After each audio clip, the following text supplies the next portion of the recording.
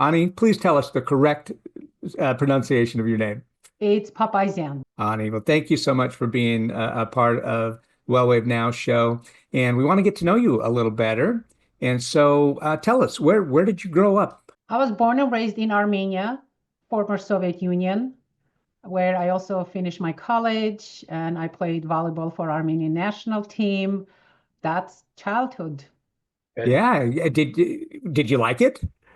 Well, I didn't know anything else. So I mean, I had an amazing childhood, mostly grew up tomboy, playing with the guys, soccer, hockey, climbing trees, jumping off second story buildings, rooftops, all the normal stuff that little girls grow up. Normal stuff of little girls. Yeah, I don't think so, but that's amazing. And do you have siblings? Do you have a family? I have a sister. Yeah, when we moved to America, we moved our whole family. Actually, it was so funny. My dad, um, when after earthquake happened in Armenia, when we lost our home, we lived in our garage for 3 years before coming to United States. When my parents, I guess they decided that, okay, we're going to go ahead and do the paperwork. Our relatives here were going to sponsor us to come to US. My dad said I was in college and my sister was high school. My dad said, okay, girls, we're going to do our papers to go to United States. Nobody's getting married because once we do the paperwork, we cannot do additions. So no one's getting married. And we're like, oh, no problem. Yeah. Oh, wow. Wow. And so how old were you when you immigrated to the United States? Well, we came in January 22nd, which I'll be celebrating 33 years. A month later, in February, I turned 22.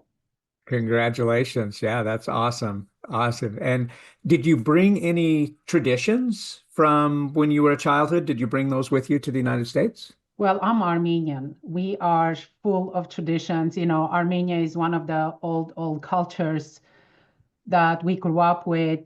So I think I was fortunate enough that my dad is Egyptian Armenian, was born and raised in Cairo. My mom was born in Armenia, but lived many years in Ukraine. So and me growing up in Soviet Union, so we had the cultural, in our Armenian culture, everything surrounds food. So everything is around food. Doesn't matter, it's a happy occasion, sad occasion. There's tons of food involved. So yes, we brought a lot of amazing cultural food traditions with us. Oh, I love it. I love it. That is amazing. The Armenian food. I mean, see, now you perked me up on this one. Food. I love it.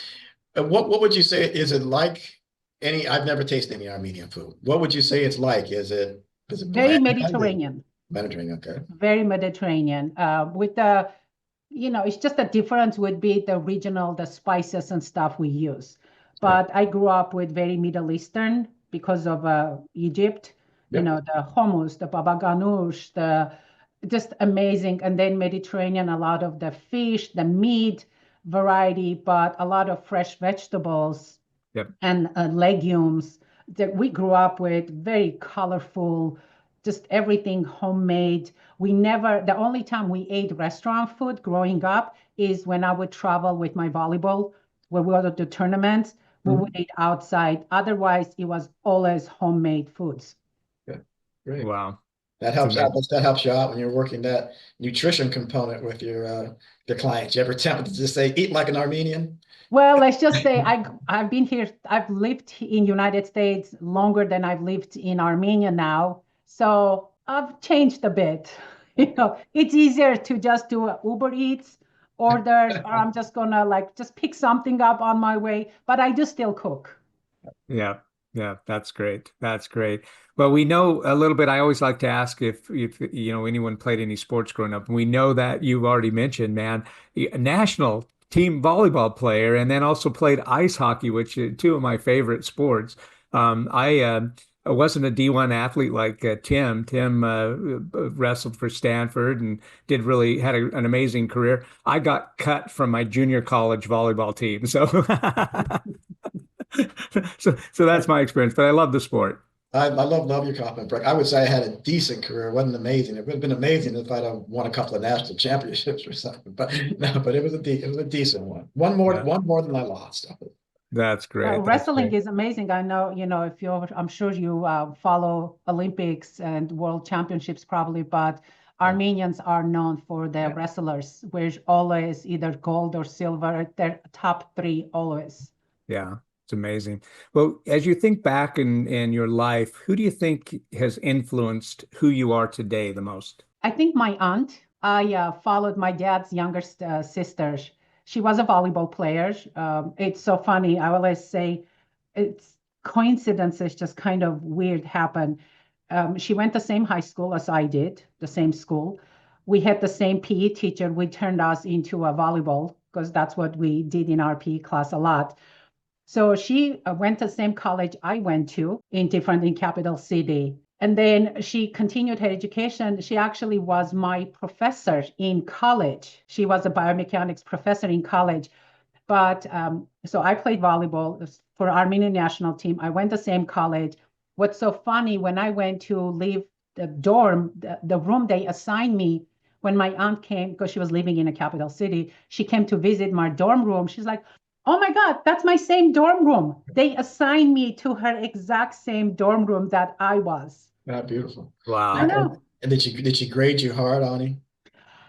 Well, actually, a couple of times. I've always been a straight A student, Hmm. but my behavior wasn't the best all the time. I like to talk, I like to distract. So a couple of times she had to stand me up, and my like friend that's sitting next to me, and she's like, isolate yourselves. So we had to go separate rooms. But no, she was tough. Yeah. Yeah. Well, let's change gears a little bit, Ani, and get into your work. And I want to know more of the essence of the wellness work that you do today. Well, my passion is, usually people think of we get into practitioners, get into this industry or specialize in something because of their personal journey. And that wasn't mine at all. Mine, mainly, I specialize in pain relief because I honestly would get pissed off at people that either say, well, my doctor said that pain is normal for my age, or this is just the cards I was dealt with, or this is how life is for me. I have to live with pain. And that pisses me off. And I just want to show them that there are solutions out there. Or my favorite, when they say, oh, I've tried everything. Like, seriously, everything. They've tried like one or two things. No, there are solutions out there. You just haven't found one yet. Hmm. Hmm. And what do you get out of the work that you do? I know how much you help others. What do you get from that? Okay, I'm gonna be honest here. A little bit of a little boost to my ego, like the other gal, that I help. But I love when the clients, especially the clients that have already been to a bunch of different doctors, practitioners, and they haven't gotten sustainable results, and I give them that results. Sometimes I get more excited than the client does. Like, I just love that I made a difference in their life. Just that satisfaction that in 30 years, accumulated the experience and all those seminars, endless seminars that I took. It's like, that's why it can take me 30 minutes or 15 minutes to get rid of your pain. Yeah, and we're going to go more into depth in our full interview with you coming up on the podcast. And we'd love to hear some of those success stories on the full podcast. And you've already answered some of the questions that I wanted to ask. So let's get into what is your dream project or your goal that you would like to achieve? I would love to be international on-stage speaker. That's my goal, to travel the world, get paid speaking, doing speaking gigs, because you can put me in front of thousands of people on stage without preparation. And I can guarantee you, I will get these people coming up on stage, doing a technique, going down, doing a technique, standing up on stage, just get them involved. And they would walk away with at least a couple of tangible techniques that they can use to see results. That's my ultimate goal. I love it. Oh, that would be amazing. I can't wait to be one of your people in the audience cheering for you when you go up on stage. That'll be great. Yeah. I know you're too humble to mention it, but you are so proficient at what you do that celebrities call on you for your services. Can you share that with us? I'm very fortunate, I mean, living in Los Angeles definitely helps, but they say, being the right place at the right time. Yes, I've been fortunate enough to work with several celebrities like Guillermo del Toro, the famous director, Alexandre Desplat, who's a very famous composer. Currently, I'm on a road with Janet Jackson, but I can name there's several, like Oscar-winning producers, directors, composers that I've been fortunate enough to work with, like Mark Burnett, Roma Downey. So I'm very grateful and very fortunate that they chose me to be a part of their healthy lifestyle kind of a team. Oh, you're amazing, Ani, and humble about it. I mean, these are individuals who could choose anyone in the world to help them, and they chose you. So I'm so excited to have you on the podcast and get to know more about you. All right, rapid fire. I'm going to give you some questions. You just immediately respond. Are you an early bird or a night owl? Early. Mountains or beach? Mountains. Coffee, tea, or something Oh, else? coffee, right there. Coffee. Awesome. Hey, thank you so much, Ani. Look forward to our interview and exploring more about you and your expertise. Thank you, Breck and team.